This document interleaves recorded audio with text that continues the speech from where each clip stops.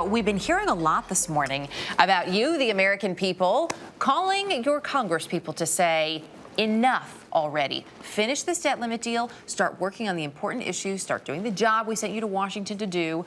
Most folks out there are talking about the economy, of course. Americans putting them back to work. That at the very issue, of course, employment at the forefront of many Americans' concerns. And we've all heard that it's easier to get a job when you already have a job.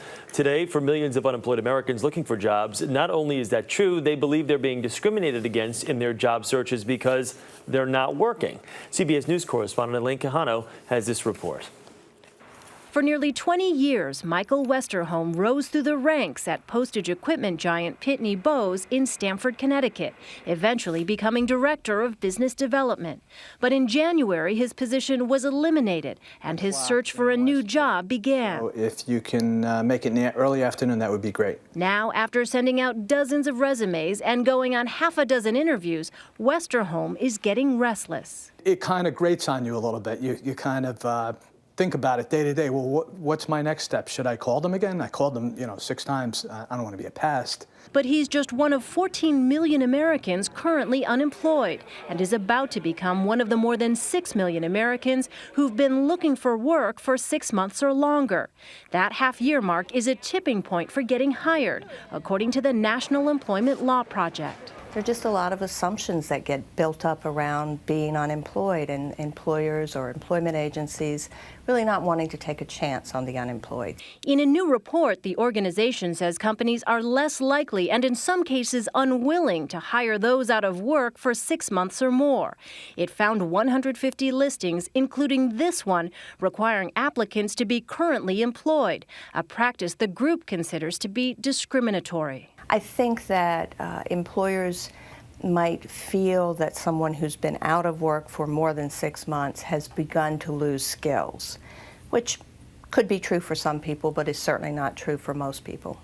The issue has even hit Capitol Hill, where legislation has been introduced that would make the practice illegal. This is un-American, it's unfair, and it should not be legal in America to do that. Michael Westerholm believes employers who immediately dismiss unemployed candidates are missing out. I think that there's a lot of good talent out there, and for somebody to pass somebody over just because they happen to, be in that position is short-sighted. A new reality facing the millions of Americans trying to get back to work. Elaine Quijano, CBS News, Fairfield, Connecticut. And we want to mention that company mentioned in Elaine's report told CBS News that the employment requirement must be a typo, and they removed it just minutes later. Joining us now, John Challenger, CEO of the job placement firm Challenger Gray and Christmas. John, good morning to you. Good morning. So what is the downside to hiring someone who's got 20 good years of experience?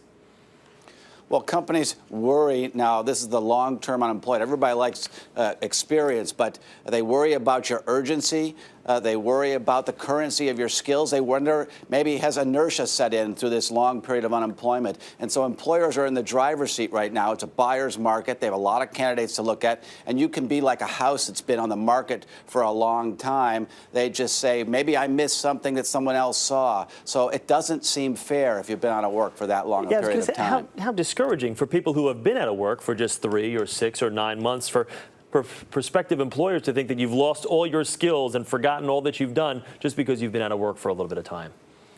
Well, and of course that's not true. So you've got to, in fact, prove to them that, in fact, that long period of time makes you more urgent. You want that job. You're going to work harder for that company than anybody they'd find because you know what it's like to be unemployed, and you want to fill in the gaps in your resume. So if you've done volunteer work or consulting work, make sure you tell them about that. And maybe it's just that you've been out of work for a while because you decided to take time off to take care of an ailing parent. So you can explain sometimes a gap because you had more pressing personal issues to take care of. John, what would you tell somebody who is sitting back now and saying, you know what, I'm not even going to go search anymore. It's been a year and a half, and no one's even returning my calls. I'm discouraged.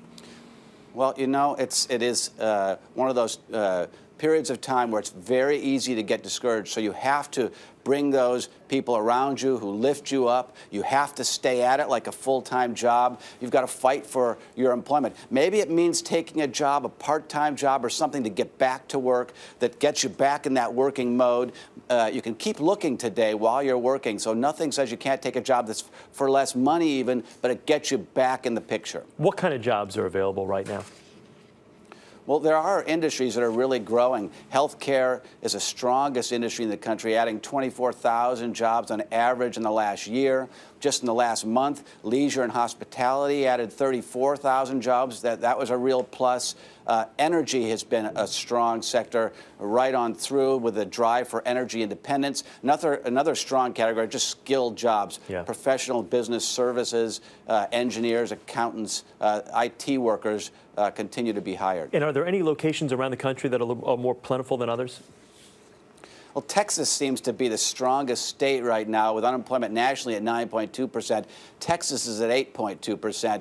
They've added more jobs than most other places. Also, the Plains states, the Dakotas, Nebraska, they've had relatively low unemployment. All right. John Challenger, thanks so much. Good to talk with you this morning. We appreciate it.